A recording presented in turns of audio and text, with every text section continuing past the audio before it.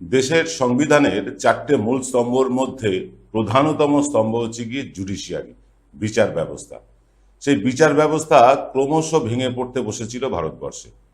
ঠিক সেই সময় ভারতবর্ষের প্রধান বিচারপতি হয়ে এলেন ধনঞ্জয় যশবন্ত চন্দ্রচূড়। তিনি প্রধান বিচারপতি হয়ে এলেন। তারপরেই কিন্তু খানিকটা আশার আলো দেখতে থাকলো ভারতবাসী। গত শুক্রবার তিনি গৌহাটিতে গিয়েছিলেন। গৌহাটি হাইকোর্টের প্লাটিনাম জুবিলি তার উদযাপন ছিল। সেই উদযাপন সমারোহে প্রায় 1 ঘন্টা বক্তব্য রাখেন তিনি। সেখানে এতটাই দৃপ্ত কণ্ঠে, এতটাই নির্ভীকভাবে তিনি বক্তব্য রাখেন, সভায় উপস্থিত জজ সাহেবেরা, উকিল সাহেবেরা এবং সাধারণ মানুষ, সাংবাদিক প্রথমে হতচকিত হয়ে যায়, অবাক হয়ে যায়, কি বলছেন জজ সাহেব। তারপরেই হাততালিতে ফেটে পড়ে পুরো সভা মঞ্চ। কি বলেছিলেন চন্দ্রচূড় সাহেব?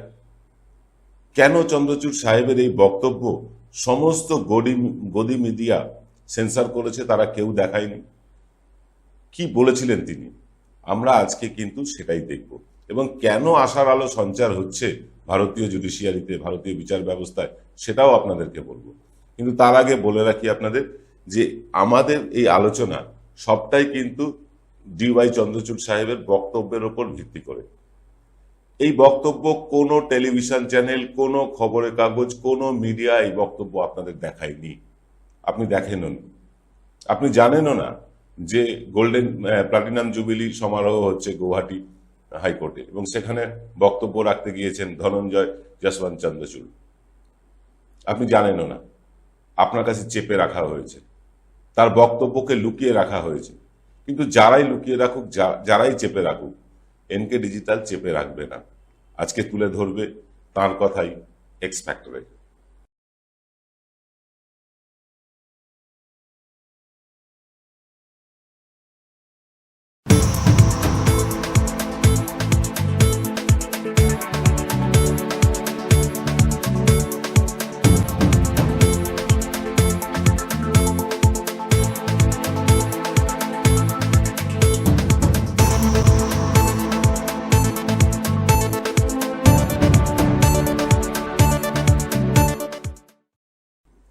নমস্কার, আদাব। আমি আপনাদের প্রবীর বিশ্বাস, আর আপনারা দেখতে শুরু করেছেন প্রত্যেক দিনের অভ্যেস মতো বিশ্বজোড়া বাঙালির আওয়াজ এনকে ডিজিটালের নতুন অনুষ্ঠান এক্স ফ্যাক্টর। আজকের এক্স ফ্যাক্টর ডিওয়াই চন্দ্রচূড়ের বক্তব্য। গৌহাটি হাইকোর্টের প্লাটিনাম জুবিলি সমারোহে তিনি বক্তৃতা করলেন, এবং যথারীতি মিডিয়া তা চেপে গেল। আমরা তার বক্তব্যকে তুলে ধরবো আপনাদের সামনে। পুরো বক্তব্যটাই ইংরেজিতে ছিল, আমরা অনুবাদ করে করে আপনাদেরকে বলবো এবং তার ব্যাখ্যাও করব।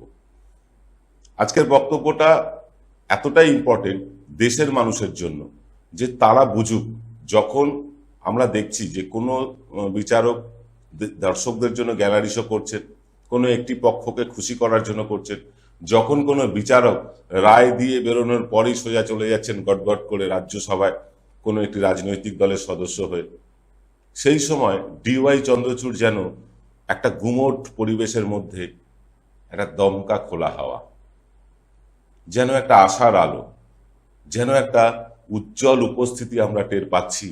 এখনো ভারতের বিচার ব্যবস্থা মরে যায়নি। কারণ এর আগে আমরা বহু ক্ষেত্রে দেখেছি বিচার ব্যবস্থার এক চোখামি, বিচার ব্যবস্থার এক পথে চলা, কাউকে খুশি করা। এই ধরুন না, আপনি রাফায়েলের কথাই ধরে নিন।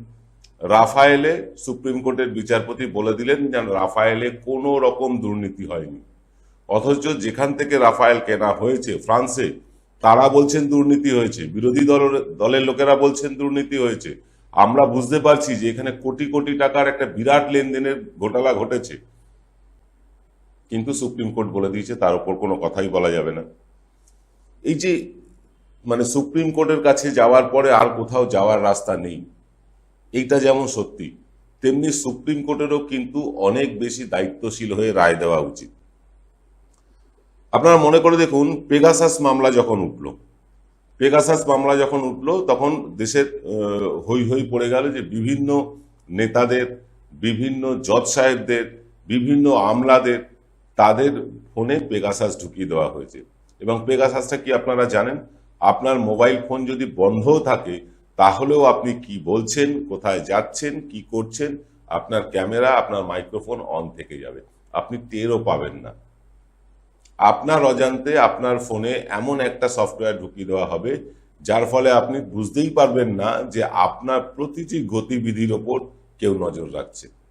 বিরোধীরা তীব্র আপত্তি করেছিলেন রাহুল গান্ধী, আপত্তি করেছিলেন অভিষেক ব্যানার্জি, আপত্তি করেছিলেন মমতা ব্যানার্জি, অনেকেই আপত্তি করেছিলেন। আমি শুধু একজন একজন করে নাম বলে সময়টা কাটাবো না। প্রচুর বিরোধীরা আপত্তি করেছিলেন, কিন্তু সুপ্রিম কোর্টে যখন মামলা উঠল, যথারীতি সরকার গিয়ে বলল বন্ধ খাম দিয়ে যে এটা জাতীয় নিরাপত্তার বিষয়, এটা নিয়ে আমরা সুপ্রিম কোর্টে কিছু বলবো না। সুপ্রিম কোর্টও জো হুজুর করে সেই মামলাটা মেনে নিল। রাফায়েলের ক্ষেত্রেও সেই আমরা দেখেছি, সিল বন্ধ করা খাম দিয়ে তারা জানালো এটা জাতীয় নিরাপত্তার বিষয়, সুপ্রিম কোর্টকে কিছু বলবো না। সুপ্রিম কোর্টও জো হুজুর বলে সেই কথা মেনে নিল। আপনাদের নোটবন্দির কথা মনে থাকবে, নোটবন্দির মামলা যখন সুপ্রিম কোর্টে উঠলো তখন সুপ্রিম কোর্ট বললো না না, নোটবন্দি একদম যথাযথ হয়েছে, কোনো অসুবিধে নেই। কিন্তু সুপ্রিম কোর্ট এটা বললো না কেন নোটবন্দি হয়েছে, কাদের স্বার্থে হয়েছে, কোন লাভ হয়েছে নোটবন্দি করে। প্রশ্ন সুপ্রিম কোর্ট কিন্তু সরকারকে জিজ্ঞাসা করলো না। এভাবেই আপনারা দেখেছেন রাম মন্দিরের ঐতিহাসিক রায়, এরকম একটার পর একটা রায় দেখেছেন যাতে মনে হয়েছে যে আপনার মনের কথা তা প্রতিফলিত হয়নি। আমার আপনার কথা যা প্রতিফলন হওয়ার কথা সুপ্রিম কোর্টের রায়ের মাধ্যমে, সেই রায়ের মাধ্যমে আমাদের কথা প্রতিফলিত হয়নি। যেন একটি পক্ষকে মানে একদম তুলোয় মুড়ে রাখা, তাদেরকে আনটাচেবল করে দেওয়া, তাদেরকে স্পর্শ করা যাবে না এমন একটা ব্যাপার করে দেওয়া, সুপ্রিম কোর্টের মধ্যে এই প্রবণতা দেখা গিয়েছে।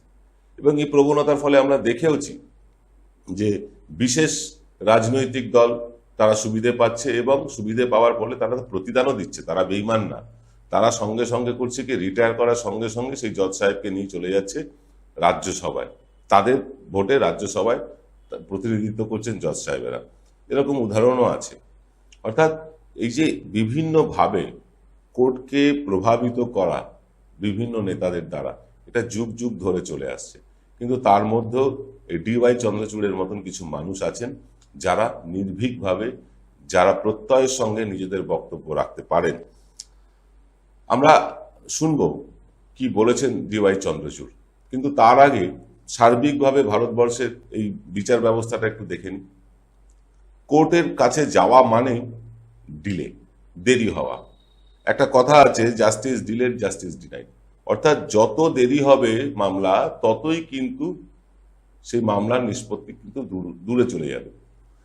অর্থাৎ বাঘে চুলে তো 18 ঘা, পুলিশে চুলে 36 ঘা, আর আদালতে চুলে 72 ঘায়ের সমান। অর্থাৎ আদালতে কোনো মামলা গেলে তার দিনের পর দিন, বছরের পর বছর, এমনকি প্রজন্মের পর প্রজন্মও মামলা চলতে থাকে, মামলা নিষ্পত্তি হয় না। বহু মানুষ সাধারণ ক্ষেত্রে যেটা বেল পাওয়ার কথা, জামিন পাওয়ার কথা, সেই জামিন পেতে তাদের দীর্ঘ সময় কেটে যায়, তাদেরকে জেলের মধ্যে বন্দী থাকতে হয়। তাছাড়া বিভিন্ন রকম আইন তো আছেই, বিনা কারণে বিনা অপরাধ প্রমাণে যে কাউকে সরকার জেলে ঢুকিয়ে রাখতে পারে, যতদিন খুশি রাখতে পারে। এবং তার জন্য একটা কথাই যথেষ্ট, প্রভাবশালী। প্রভাবশালী শব্দটা দিয়ে যাকে খুশি যতদিন খুশি জেলে আটকে রাখার মতন আইন আমাদের দেশেও আছে। আইনি ব্যবস্থা সেই তো ব্রিটিশ আমল থেকে একই চলে আসছে, সামান্য এদিক ওদিক করে, মানে জাস্ট কপি পেস্ট করা আইনের বই আমাদের। ভারতের নিজস্ব আইন কতটা, আপনি যখন আইনের বই পড়বেন আর ব্রিটিশ আইনের বই পড়বেন তখন আপনি পরিষ্কার বুঝতে পারবেন যেন একদম কপি আর পেস্ট করে বসানো। সেই ঔপনিবেশিক স্টাইলে আইন চলে, সেই ঔপনিবেশিক স্টাইলে আইনজীবীরা চলে, জজ সাহেবরা চলে। নিচু কোর্টের জজ সাহেবেরা ভয় পায় উচ্চতর কোর্টের জজ সাহেবদের, কারণ তারা কোনো রায় দিলে সেই রায়কে এক্সপ্লানেশন করার জন্য, সেই রায়ের ব্যাখ্যা দেওয়ার জন্য তাদেরকে হাইকোর্টে ডাকতে হতে পারে, ডাকাও হয়। আবার হাইকোর্টের কোনো জজ সাহেব কোনো রায় দিলে তা নিয়ে ব্যাখ্যা চাওয়া হয় সুপ্রিম কোর্টে। অর্থাৎ একটা নিরাপত্তাহীনতা আছে। কারণ রায় দেখুন, যে জজ সাহেব জেলা কোর্টে বসে আছেন সেই জজ সাহেবের যা যোগ্যতা, যিনি হাইকোর্টে বসে আছেন তারও যোগ্যতা তাই, সুপ্রিম কোর্টে বসে আছেন তারও লেখাপড়া তাই, কিন্তু কনফিডেন্সের অভাব। জেলা জজ সাহেবরা যে রায় দিচ্ছেন সেই রায় উচ্চতর আদালতে গিয়ে নাকচ হয়ে যাচ্ছে। আবার হাইকোর্ট যে রায় দিচ্ছে সুপ্রিম কোর্টে গিয়ে সে নাকচ হয়ে যাচ্ছে। আপনি শুভেন্দুর কেসটাই দেখুন না, এই যে পঞ্চায়েত ভোট নিয়ে হাইকোর্টে নাকচ হচ্ছে, সুপ্রিম কোর্টে নাকচ হচ্ছে। নিয়োগ দুর্নীতি নিয়ে মামলা চলছে, সুপ্রিম কোর্টে গিয়ে বারবার সেই রায় নাকচ হয়ে যাচ্ছে। অর্থাৎ হাইকোর্ট যে রায় দিচ্ছে সুপ্রিম কোর্টে সেটা গিয়ে নাকচ হয়ে যাচ্ছে। কেন? আইন তো একই। তিনিও যে আইনের বই পড়েছেন, সুপ্রিম কোর্টের বিচারপতি, হাইকোর্টের বিচারপতিও সেই আইনের বই পড়েছেন। আইনের বিচারে তো সবই এক হওয়ার কথা। কিন্তু এইখানে কোনো পক্ষকে তুষ্ট করতে গিয়ে বিচারপতিরা কিন্তু নিরাপত্তাহীনতায় ভুগছেন। তারা এক পক্ষে রায় দিয়ে দিচ্ছেন এবং মানে উচ্চ আদালতে গিয়ে তাদের রায়গুলো সেগুলো ডিসমিস হয়ে যাচ্ছে, সেই রায়গুলো খণ্ডন করে দিচ্ছেন সুপ্রিম কোর্ট। আর এখান থেকে নিরাপত্তাহীনতা তৈরি হচ্ছে। এছাড়া একটা এমন সিস্টেম চলে যে বড় উকিল, ধরুন একজন খুব বড় নামি দামি উকিল, এবং সেই উকিলকে তিনি রাস্তা দিয়ে হাঁটবেন, তার জন্য জায়গা করে দেওয়া হবে, তিনি কোর্টরুমে ঢুকবেন, তার জন্য সবাই সরে দাঁড়াবে, তার বিরাট সম্মান, তার ফিজও বিরাট, লক্ষ লক্ষ টাকা ফিজ নেন। আবার তার থেকে বেশি যোগ্যতা সম্পন্ন একজন কম বয়সী উকিল, তিনি সেই মর্যাদা পান না। আপনাদের ওই জলি এলএলবি সিনেমাটার কথা মনে আছে তো? একদম ওই রকম চলে। বড় উকিল মানে তার সবকিছুই বড় সড়ো, তার সম্মান বড় সড়ো, এবং জজ সাহেবেরা ওই বড় উকিল দেখে খানিকটা পক্ষপাতিত্ব করে ফেলেন, ছোট উকিলদেরকে গুরুত্ব দিতে চান না, বা কম বয়সী উকিলদেরকে গুরুত্ব দিতে চান না। আর এই সব নিয়েই মুখ খুলেছেন ডিওয়াই চন্দ্রচূড়। আমরা বলবো ডিওয়াই চন্দ্রচূড় কি বলেছেন, প্রতিটি কথার ব্যাখ্যাও করব। সঙ্গে থাকুন, ফিরে আসছি ছোট্ট একটা বিরতির পর।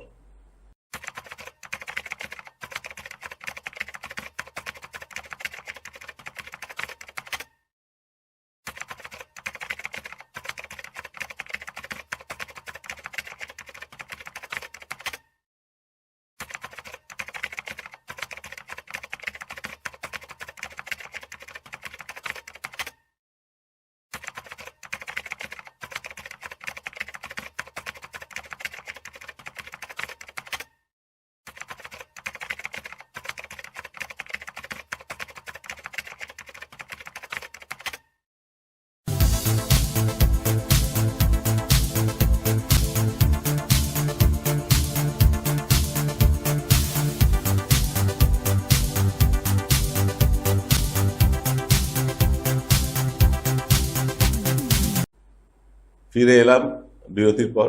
বলছিলাম ডিওয়াই চন্দ্রচূড়ের কথা। ডিওয়াই চন্দ্রচূড় সাহেব এসেই, মানে ক্ষমতা পেয়েই প্রধান বিচারপতি, তিনি কিন্তু দুটো সিদ্ধান্ত, বড় সিদ্ধান্ত নিলেন। এক, নির্বাচন কমিশনার নিয়োগের ক্ষেত্রে বিরোধী দলের লোককেও রাখতে হবে। একতরফা ভাবে শাসক দল ঠিক করে দেবে না নির্বাচন কমিশনার কে হবে। বড় পদক্ষেপ, এবং ভারতীয় জনতা পার্টি শাসিত কেন্দ্রীয় সরকারের ক্ষেত্রে এটা একটা বিরাট ধাক্কা। কারণ নিয়োগ যারা করে তাদের কাছেই তো মানে অবনত হয়ে থাকে কর্মীরা। সেই যে নিয়োগ করছে সেই নিয়োগকর্তার কাছে কর্মীরা নিঃসন্দেহে তাদের কাছে অনুগত হয়ে থাকবে। এবার নিয়োগ কিন্তু শাসক দল করবে না, থাকবেন বিরোধী দলের নেতাও। রাজ্যসভা লোকসভা মিলিয়ে যে দলের সবচেয়ে সংখ্যাধিক্য আছে, যারা সবচেয়ে সংখ্যায় বেশি, তাদের মধ্যে একজন থাকবেন এই নিয়োগ প্রক্রিয়ায়। নিঃসন্দেহে যুগান্তকারী সিদ্ধান্ত। কারণ শাসক দল তার পছন্দ মতন লোককে নির্বাচন কমিশনার বসিয়ে দেবে, আর নির্বাচন কমিশনার পদে বসে তিনি শাসক দলের পক্ষে কাজ করে যাবেন, এটা আর হবে না। নিঃসন্দেহে একটা ঐতিহাসিক সিদ্ধান্ত নিয়েছিলেন। আর একটা সিদ্ধান্ত কি নিয়েছিলেন? আর একটা সিদ্ধান্ত নিয়েছিলেন, ওই সিল করা খামে সরকারের কোনো কথা আর শুনবো না। জেপিসি গঠন করা হবে কিনা, বা আদানি ইস্যুতে তদন্ত হবে কিনা, তদন্তে কারা কারা থাকবেন, তার লিস্ট নিয়ে গিয়েছিল ভারতীয় জনতা পার্টির কেন্দ্রীয় শাসক দল। তারা ডিওয়াই চন্দ্রচূড়কে দিয়েছিলেন সিল করা খাম, ছিঁড়ে ফেলে দিয়েছেন তিনি। তিনি বলছেন সিল করা খামটা আমার চলবে না, আর সিল করা খাম চলবে না। যা বলতে হবে প্রকাশ্যে সবার সামনে বলতে হবে। বিড়ম্বনায় পড়ে গেল কেন্দ্রীয় সরকার। তারা তো এটা বুঝতে পারেনি যে বিচারপতি এরকম একটা কথা বলবেন। কারণ এর আগে রাম মন্দির ইস্যু হোক, রাফায়েল ইস্যু হোক, বা অন্যান্য যে নোটবন্দি বলুন, পেগাসাস বলুন, সমস্ত ইস্যুতে সিল বন্ধ করা খামে বিচারপতির কাছে গেছে সিল বন্ধ করা খাম। বিচারপতি তারপরে বলেছেন না না, জাতীয় নিরাপত্তার বিষয়, এই নিয়ে এখানে আলোচনা করাই যাবে না, আলোচনা হয়নি। কিন্তু ডিওয়াই চন্দ্রচূড় মিথ ভেঙে দিলেন, প্রথা ভেঙে দিলেন, চিরাচরিত ধারণাকে ভেঙে দিলেন। বললেন না, সিল বন্ধ করা খামে আর কিছু চলবে না, এবার যা কিছু হবে পরিষ্কার কোর্টরুমে দাঁড়িয়ে বলতে হবে। এখানে কিন্তু বিপাকে পড়ে গেল শাসক দল। এইবার বিরোধীরা জেপিসি নিয়ে চেঁচামেচি করছেন, জেপিসি চাইছেন। ডিওয়াই চন্দ্রচূড় নিজের মতন করে একটা কমিটি করেছেন, নিজের মতন করে নিজের পছন্দ মতন লোকজন দিয়ে একটি কমিটি করেছেন। তাতে কারা আছে আমরা জানি না, কিন্তু তিনি বলছেন যে এই আডানি ইস্যুতে এই কমিটি তদন্ত করবে। জেপিসি যেমন যদি হয়তো হবে, কিন্তু এই কমিটিও পাশাপাশি তদন্ত করবে। এবার আমরা দেখে নেব ডিওয়াই চন্দ্রচূড়ের সেই বক্তব্য। 1 ঘন্টার বক্তব্য, আমরা কিন্তু আপনাদের 1 ঘন্টা বলবো না, দেখাবো না, আমরা ছোট করে একদম টু দা পয়েন্ট যে কথাগুলো তিনি বলেছেন সেগুলো আপনাদেরকে বলবো। I want to speak at this point on the relationship between the High Court and the district judiciary. Too very often we refer to the district judiciary as the subordinate judiciary. The district judiciary is subordinate in terms of administrative control which the High Courts wield, in terms of the appellate hierarchies. But this sense of subordination has now created a culture of subordination in the relationship between the High Courts and the district judiciary. People of my generation accepted blindly what our parents told us. When I was young, there would be a firman from my father that we are going to go the next morning on a holiday to Pune. And we just packed our bags and went off to Pune. No longer now. Our children don't accept what we say for its face value. They question. And we must understand that the same applies to the district judiciary as well, which consists of young judicial officers. Chandrachur সাহেব বলেছেন যে আমরা যখন ছোট ছিলাম তখন বাধায় একদম নির্বিঘ্নে বাবা মায়ের কথা মেনে নিতাম। বাবা মা বলতেন যে চলো এবার ছুটিতে পুনেতে যাব, আমরাও ব্যাগপত্র গুছিয়ে বাবা মায়ের সঙ্গে যেতাম। কিন্তু এখনকার ছেলেমেয়েরা তারা কিন্তু বাবা মায়ের সাথে আর্গুমেন্ট করে, কেন পুনেতে যাব, কেন অন্য কোথাও যাব না। তাই তিনি এটা নিম্ন আদালত আর উচ্চ আদালতের মধ্যে তুলনা এনেছেন, যে নিম্ন আদালত যে রায় দিচ্ছে উচ্চ আদালতের রায় একই রকম হওয়া উচিত, যেটা আপনাদেরকে বললাম। কারণ বিচার তো একই, আইনের বই তো একই, আইনের বই অনুযায়ী রায় একই হওয়া উচিত। নিম্ন আদালত একটা রায় দেবে, উচ্চ আদালত তার 180 ডিগ্রি ঘুরে রায় দেবে, এরকম তো হয় না। তিনি বলছেন নিম্ন আদালতেরও কিন্তু অধিকার আছে উচ্চ আদালতের রায়কে প্রশ্ন করার, কেন আপনি এই রায় দিলেন। কারণ এখানে একটা মাৎসন্যায় প্রথা চলে, মানে বড় মাছ ছোট মাছকে যেমন গিলে খায়, তেমনি উচ্চ আদালত নিম্ন আদালতগুলোকে গিলে খাওয়ার একটা প্রচেষ্টা চলে। তাই এখান থেকেই নিম্ন আদালতের বিচারপতিরা খানিকটা একটা এমন অবস্থার মধ্যে কাটান যে উচ্চ আদালত এটাকে কি মনে করবে, আবার এক্সপ্লানেশন বা ব্যাখ্যা চেয়ে বসবে না, তো এই টেনশনে তারা থাকেন, যে কারণে তারা রায় দিতে অনেক সময় গড়িমসি করে, বিচার প্রক্রিয়া দীর্ঘায়িত হতে থাকে। এইখানটাই কিন্তু চন্দ্রচূড় সাহেব হিট করতে চেয়েছেন। One genuine criticism that I feel we need to address on a priority basis is that the Indian judiciary is insulated and distant from the people. Being public institutions, it is our duty to make our court buildings and justice dispensation more accessible to the people. I have the felicity of talking to you in English, which is our great link language. But English was not the language in which my parents went to school. Both my father and mother went to a Marathi medium school and started learning the modicum of English when they went to the 8th standard. English was not the language which we spoke at home. But our parents had the foresight to send us to an English school, which was very different from the culture which we had at home. Our culture was essentially a Maharashtrian culture, simple culture. The culture in school, in an anglicized school, was very different. And adopting to that new culture was very difficult for me as a young child. My mother didn't dress up like many of the mothers whose children came to that school. And I belonged to a very simple family, where my mother had carried cartloads of clothes from the 3rd floor of a Bombay tenement, a Mumbai tenement, down to a common water tap. And one of the first missions which I have adopted after taking over as Chief Justice in November 2022, is to ensure that all judgments of the Supreme Court of India are translated in every language which is recognized by the Indian Constitution. And I'm happy to note that the High Courts are now commencing the process of translating their own judgments into the judgments which citizens in that state truly understand. আদালত ভারতবর্ষের, কিন্তু ভাষা চলে বিদেশের। হ্যাঁ, ভারতের আদালতে ভাষা চলে ইংরেজি। সেখানে বিচারপতি বলুন, আইনজীবী বলুন, তারা নিজেরা বক্তব্য রাখছেন, আর্গুমেন্ট করছেন ইংরেজিতে। ডিওয়াই চন্দ্রচূড় প্রথম বললেন যে কেন ইংরেজিতেই বক্তৃতা হবে, কারণ দেশের বহু মানুষ যারা ইংরেজি শিক্ষায় শিক্ষিত হতে পারেনি, তারা কি আদালতের বিচার ব্যবস্থার প্রক্রিয়ার সাথে যুক্ত হতে পারবেন না? তাদের কি জানার অধিকার নেই আদালত কি বলছেন না বলছেন? তিনি বললেন সমস্ত সংবিধান স্বীকৃত ভাষাতে অনুবাদ করতে হবে আদালতের সমস্ত কার্যপ্রণালী। একটা যুগান্তকারী রায়। সুপ্রিম কোর্টে বা হাইকোর্টে যত বিচার ব্যবস্থার সাথে বিচারের প্রক্রিয়ার মাধ্যমে যেতে হয় মানুষকে, সাধারণ মানুষ, গ্রামের প্রত্যন্ত মানুষ বা শহরের প্রত্যন্ত মানুষ যাদের ইংরেজি শেখার সুযোগটাই হয়নি, তারা হাঁ করে তাকিয়ে থাকেন কি বক্তব্য রাখছে জজ সাহেব, কি বক্তব্য রাখছে উকিলবাবু, তিনি কিছুই বুঝতে পারেন না। শেষে রায়টা নিয়ে বাড়ি চলে আসে, রায়টাও ইংরেজিতে টাইপ করা থাকে। চন্দ্রচূড় সাহেব বললেন ওসব হবে না, সংবিধানে যে কটা স্বীকৃত ভাষা আছে প্রতিটা স্বীকৃত ভাষায় এই রায় প্রকাশ করতে হবে, এবং যদি বাদী বিবাদী কেউ নিজস্ব ভাষায় কথা বলতে চায়, তা যদি সংবিধান স্বীকৃত হয় সেটাও নিতে হবে। অসাধারণ যুক্তি এবং অসাধারণ সিদ্ধান্ত। কারণ ধরুন আপনি ইংরেজিটা তেমন জানি না, ততটা বুঝি না, বা একেবারেই জানি না, হতেই পারে।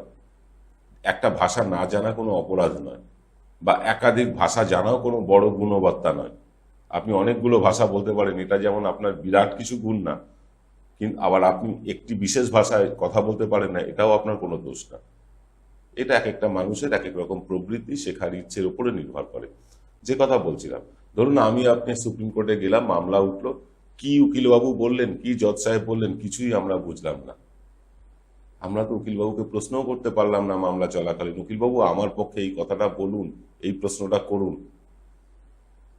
তাই তিনি সিদ্ধান্ত নিয়েছেন ভারতের সবকটি সংবিধান স্বীকৃত ভাষায় আদালতের কার্যপ্রণালী চলবে। অনেক জজ সাহেব আছেন, জজ সাহেবদের বা বিচারপতিদের একাংশ নিজেদের লাট সাহেব মনে করেন। যখন খুশি আদালতে আসেন, যখন খুশি আদালত থেকে বেরিয়ে যান, যখন খুশি মামলা মুলতবি করে দেন, নিজের চেম্বারে বসে ঘুমন। সচক্ষে দেখেছি, নিজের চেম্বারে বসে এসির মধ্যে বিচারপতি ঘুমোচ্ছেন আর বিচার প্রার্থীরা বাইরে রোদের মধ্যে দাঁড়িয়ে আছে। এরকমও ঘটনা ঘটেছে। চন্দ্রচূড় সাহেব আর একটা বৈপ্লবিক সিদ্ধান্ত নিলেন। কি বললেন? যে না, বিচারালয়ে এবার বসবে ক্যামেরা, হবে লাইভ স্ট্রিমিং, অর্থাৎ লাইভ দেখতে পাবেন মানুষ, বিচারপতি বিচারকের আসনে বসে ঠিক কি কি কাজ করছেন, কতক্ষণ সময় দিচ্ছেন। কারণ তিনি আমাদের পয়সা দিয়ে বেতন পান, আমাদের দেখার অধিকার আছে যে বিচারপতি তার ডিউটি ঠিকঠাক করছেন কিনা। এখানে কিন্তু অনেক বিচারপতি বেঁকে বসেছেন, ওই যারা লাট সাহেব তারাই বেঁকে বসবেন, কিন্তু অধিকাংশ বিচারপতি এই ব্যবস্থাকে স্বাগত জানিয়েছেন। শুধু লাইভ স্ট্রিমিংই না, তিনি বলছেন যে ভার্চুয়াল শুনানির ফলে শুনানির ব্যবস্থা করেছেন, অর্থাৎ কোনো বিচারের আশায় আসা মানুষ অথবা সাক্ষ্য দিতে আসা মানুষ, তিনি দূরে আছেন, আসতে পারছেন না, অর্থনৈতিক অভাব থাকতে পারে, অন্য অসুবিধা থাকতে পারে, তিনি বাড়ি থেকেও সাক্ষ্য দিতে পারবেন, অর্থাৎ তিনি মোবাইলের মাধ্যমে সাক্ষ্য দিতে পারবেন। এই ব্যবস্থাও করলেন। এটাও কিন্তু একটা বড় ব্যাপার, কারণ অনেক সময় সাক্ষীদের ভয় দেখানো, প্রভাবিত করার একটা চেষ্টা চলে। বাড়ি থেকে বা নিরাপদ জায়গা থেকে সাক্ষী দিলে সাক্ষী অনেকটা খুলে মনের কথা বলতে পারবেন। এটাও কিন্তু বড় ব্যাপার। আর এই লাইভ স্ট্রিমিং এর মাধ্যমে ওই বড় বিচারপতিদের মতন বড় বড় উকিল সাহেবরা, তারা বেশ গজগম্ভীর ভঙ্গিতে হাঁটতে হাঁটতে কোর্টরুমের মধ্যে ঢুকে যাবেন, আর তার যারা অধস্তন আছে তারা ভিড় করে থাকবে। অন্যান্য বিচার ব্যবস্থার সাথে যুক্ত আইনজীবীরা কোর্টরুমে ঢুকতেই পারেন না। বিশেষ করে মহিলাদের তো অত্যন্ত অসুবিধা হয়, মহিলা আইনজীবীদের অত্যন্ত অসুবিধা হয়, ধাক্কাধাক্কি করে তাদেরকে সামনে, কারণ তারা শিখতে চান বিচার কি হচ্ছে, আর্গুমেন্ট কি হচ্ছে, শিখতে চাইছেন যারা, তারা ঢুকতেই পারেন না। এখানেও কিন্তু এই যে লাইভ স্ট্রিমিং এর ফলে তিনি কিন্তু তার সেরেস্তাতে বসেই দেখতে পাবেন বিচারপতি কি বলছেন, কি আর্গুমেন্ট হচ্ছে, কি কথা হচ্ছে, সবটাই দেখতে পাবেন। ফলে তার শেখার ক্ষেত্রেও সুবিধা হবে। Introduction of virtual hearings has ensured that general public has access to the court at their own convenience. Virtual courts have not only reduced the expense for litigants, but ensured the speedy disposal of cases. A corollary to virtual courts is that many high courts have started live streaming their proceedings.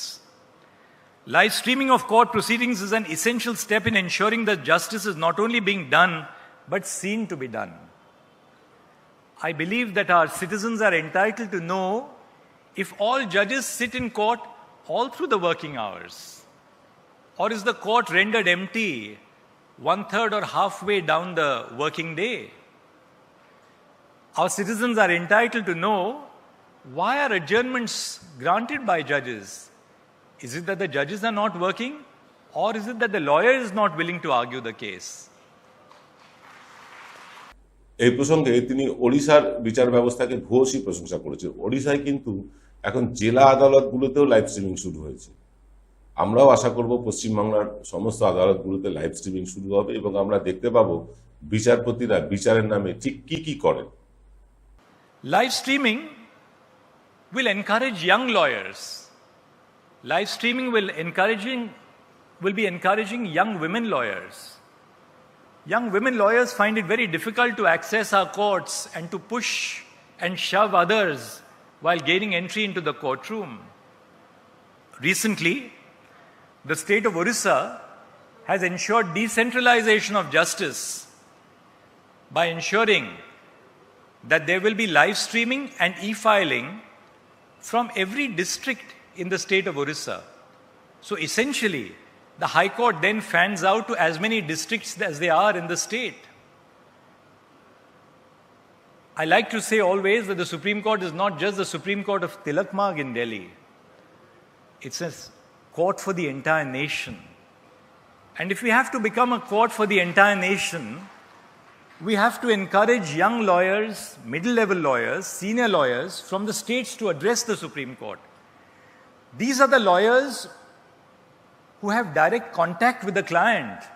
All that these lawyers may perhaps lack sometimes is the confidence to argue a case before the Supreme Court. And there the burden lies on us to generate that sense of confidence by perhaps hearing them a little longer. I do believe that in this mad rush of trying to dispose of cases, we shouldn't leave behind the quality of justice. Justice Chandrachud তিনি 23 বছর বিচারকের আসনে আছেন, কখনো হাইকোর্টে, কখনো supreme কোর্টে। তিনি নিজেকেই নিজে প্রশ্ন করেন যে আমরা এই চেয়ারে আছি কেন? আমরা কি নেতাদের তুষ্ট করার জন্য আছি? আমরা কি অন্য জজ সাহেব, অন্য উকিল, উচ্চপদস্থ সরকারি কর্মচারী, ধনী ব্যবসায়ী তাদের জন্য আছি, নাকি আমরা সবার জন্য আছি? এ প্রশ্ন তিনি করেন, উত্তরটাও তিনি দেন। তিনি বলছেন দেশের প্রান্তিকতম মানুষটাও যাতে একই রকম সুবিচার পায় তার জন্যই আমরা এখানে। আর এইখান থেকেই কিন্তু আশার আলো দেখছি আমরা।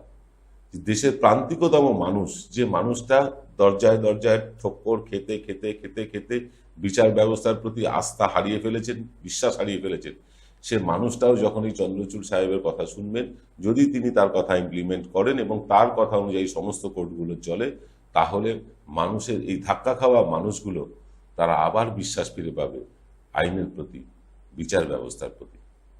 But there is another question that I have to ask all of you. As judges, for whom do we write? Do we write for judges? Do we write for lawyers? Do we write for society at large? I'm not sure I have an answer to it, because that's something to which I've been struggling to find answers the last 23 years that I've been a judge of the High Court and then the Supreme Court. Constitution is not for the exclusive benefit of governments and states. It is not only for lawyers and politicians and officials and those highly placed. It also exists for the common person, the man and woman, for the poor and the humble, for those who have business at stake. And he said, for the butcher, the baker, and the candlestick maker. Yes, our courts also have to stand by the butchers, the bakers, and the candlestick makers. আপনাদের আগেই বলেছি যে জামিন দেওয়ার ক্ষেত্রে বিচারপতিরা বেশ দোদুল্যমান থাকেন। ধরুন একটি কেসে এক ব্যক্তিকে জেলা আদালত জামিন দিল, অপর পক্ষ চলে গেল হাইকোর্টে, হাইকোর্টে গিয়ে তিনি আবার ওটাকে মামলা করলেন। হাইকোর্ট বলল, কেন তুমি জামিন দিয়েছো, ডাকো জেলা বিচারককে। জেলা বিচারক এসে ব্যাখ্যা দেবেন যে কি কি কারণে জামিন তিনি দিয়েছেন। এক্ষেত্রে এই উচ্চ আদালতের বিচারপতিরা নিম্ন আদালতের বিচারপতিদের অধস্তন মনে করেন না, তারা অধস্তন নন। তাদের রায়টাও আইন অনুযায়ী দিয়েছেন। তিনি যদি জামিন দিয়ে থাকেন আইন মেনেই দিয়েছেন। এই ব্যাপারটাকে সম্মান করতে বলছেন জাস্টিস চন্দ্রচূড়, যে নিচু আদালতের রায়কে সম্মান করুন উচ্চ আদালতের লোকেরা, বিচারপতিরা। কারণ আপনি উচ্চ আদালতে আছেন বলে আপনার আইনটাই ঠিক আইন, আর নিম্ন আদালতের আইনটা ঠিক আইন তা তো নয়। আইন সবার জন্যই এক। ঠিক একইভাবে সুপ্রিম কোর্টে চলে মামলা। এইভাবেই কিন্তু সাইকেল ঘুরতে থাকে, আর মানুষ বছরের পর বছর বেল না পেয়ে জেলে পচতে থাকে। যে ঘটনার বেল হয়ে যাওয়া উচিত 10 মিনিটে, সেই ঘটনার বেলের জন্য বিচার প্রার্থীকে দিনের পর দিন, মাসের পর মাস জেলে কাটাতে হয়। কেন? এইখানেই প্রশ্ন করেছেন justice Chandrachud. I want to address a very small but important issue, which is that there is a prevailing fear psychosis in the district judiciary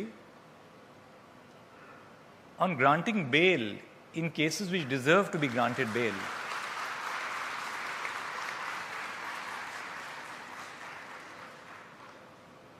The consequence of this fear psychosis is that matters where bail should be granted by the district judiciary travel all the way to the High Court, and matters where bail should be granted by the High Court travel all the way to the Supreme Court.